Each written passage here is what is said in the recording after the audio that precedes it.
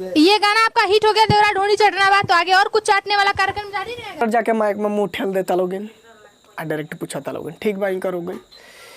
माने ये प्रकार के इतना ज़्यादा रिपोर्टर लोगिन करा के टॉर्चर करता जौन सरवा रिपोर्टर के स्पेलिंग पता नहीं खे कि रिपोर्टर कि माने स्पेलिंग होला का ऊ रिपोर्टिंग करता टे और जाके इतना ज़्यादा टॉर्चर करता लोगिन। क्यों आप लोग भोजपुरी के उस तरीके से नहीं ला रहे हैं कि कोई भी गाना हम अपने परिवार के बीच में बैठ के सुन सके, बजा सके?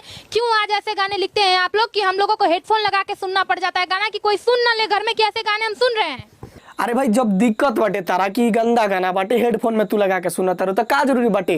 बरियात में एक नंबर ये गाना बाजता, ढील दो छील दो डेवरा ढोड़ी चतरा बा कौनो जगह तो ये गाना बाजता टे। अच्छा वो जी के पब्लिक के अगर नीमो रही तो काय खाती बजवाई? इतना तारा टेंशन बाटे तो जाके पब्लिक से न पूछो का जरूरी बाटे मतलब राइटर के तू लोग टॉर्चर करता रहो।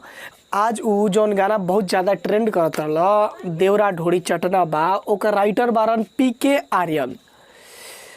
तो आर्यन जी के ऐसा भइल बा कि वो डिप्रेशन में चल गई बड़न, इतना ज़्यादा टॉर्चर कर दिला सलोगिन कि उनकर माइंड आउट ऑफ स्टॉक हो गई, मतलब सहे के क्षमता खत्म हो गई लटे और वो डिप्रेशन में चल गई बड़न। आत्महत्या करने का प्रयास किया, आज वो हॉस्पिटल में एडमिट है। ये सिर्फ और सिर्फ तुम लोगों के चलते, और ये जंग अभी तो चालू हुआ है।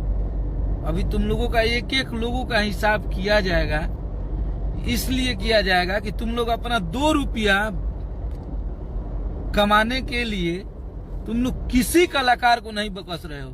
जिसको मन कर रहा है वो कलाकार को आके लाइव आके गाली दे रहा है, जिसको मन कर रहा है वो आके वो क्लियर सुन सकता बोल दे रहा नहीं है कि अखिलेश कश्यप जी का कहता नहीं। हमारा ये काम ही है। तो जब लौकता अब रउआ लोगन के हिसाब होखल चालू हो गई बाटे।